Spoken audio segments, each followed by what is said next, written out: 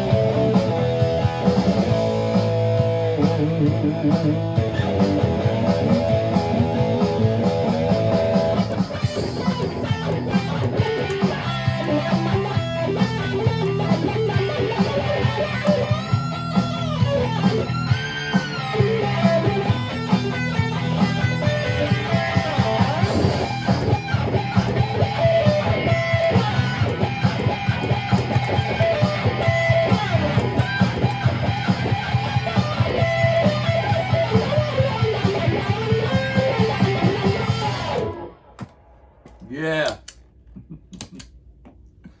Bit of a mood I am in today, I tell you what. What we have here, Joe Satriani, 1200 series. What year? I don't know, 1200 model. Rosewood fingerboard.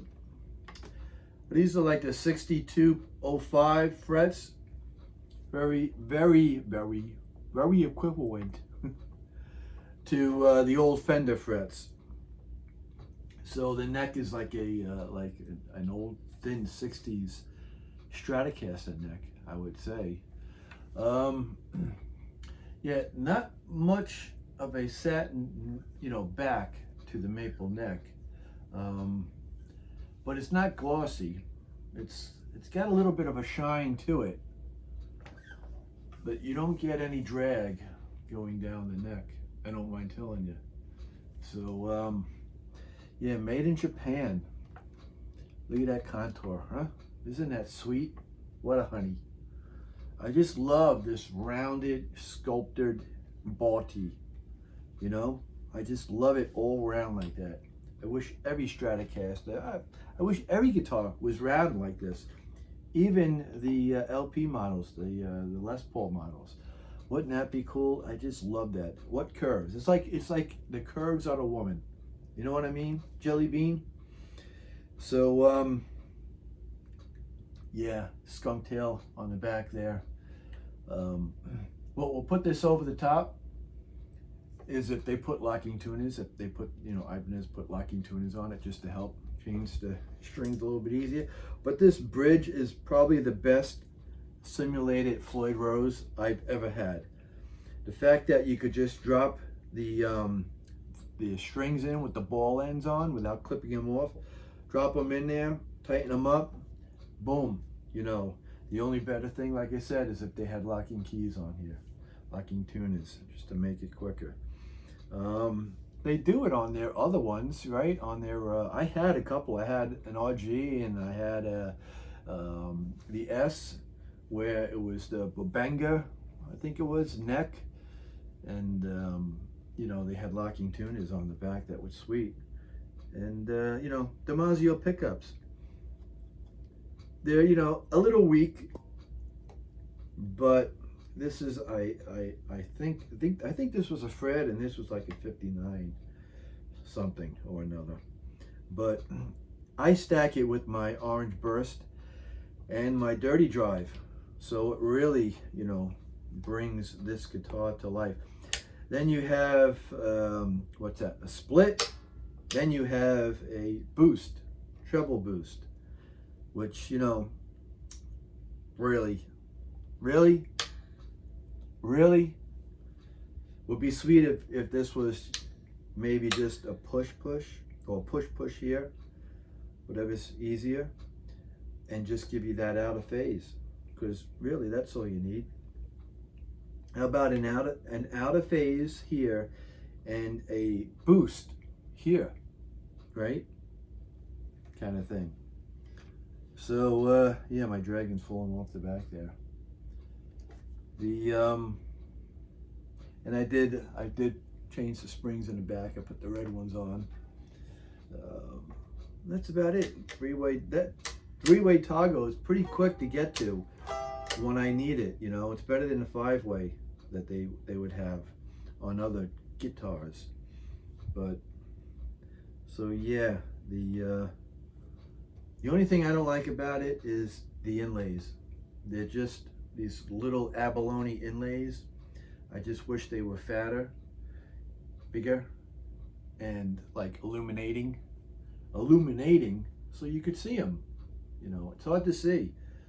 So with the light on the phone and my glasses, I have to pay attention to where I'm going, because even the side markers on the side of the neck, if they were bigger and illuminating, that would be sweet. That will put this guitar over the top. So yeah, I think that nowadays the Ibanez brand is just gone crazy with itself. The Joe Satriani model now, it's like what is it, 2000, 2400, and to find a used one, they're like 18, but doesn't matter to me because they went from this model to a humbucker and a single coil stacked humbucker or rail with 24 frets. So why all of a sudden Joe went from a 22 fret to 24 frets years later, it's beyond me, but I don't need it. And if you, again, just define something, I think to me, the 1200 model is the best because of what you get on it, pickups and wiring, the neck, but also the color. I had a Satriani 1000 that I think I had 2 of them at one time, and the black, I didn't like the black. I don't like black guitars. I don't like white guitars. That's just me. So yeah, and I had the what is it, the cheaper model of this here, which was pretty cool. Just that it was used and abused by somebody, and wasn't worth keeping. But this one here, and just to know that this is the real deal, a signature model that's not like what, Indonesia or Korean or something. Although the other one, the Korean one, that was the Silver Surfer, always wanted one of those. They had a music store down the road from me up on Long Island that had one, and I think the price was like $800, $900 or $1,200, brand new. It was up on a wall like this, behind the counter, and I really wanted it, but I preferred it be made in Japan. Yeah, I was a snob back in those days. Nowadays, not so much. But the guitar market is really just going crazy with itself. I don't understand when you can still get inexpensive, good quality guitars that have roasted maple necks and fingerboards and stainless steel frets from Amazon. And then you have the Harley Benton brand, which now that they closed their main warehouse, I believe it was in California, now with the tariffs going up and all, and I don't know what their prices are. I haven't looked, but still, for a couple $100, you can get a great Harley Benton with the same, locking tuners, roasted maple neck, flamed maple neck and fingerboard, stainless steel jumbo frets, a Floyd Rose. A real Floyd Rose on there. Like, I think it's a 1000 series, but still, you can get them with EMG pickups. So yeah, they've really taken the market by storm, and the fact that like Gibson and Fender and Paul Reed Smith, they realized, well, we should make Epiphones. Now we're making the Epiphones so good, we're making them better than the Gibson USA guitars.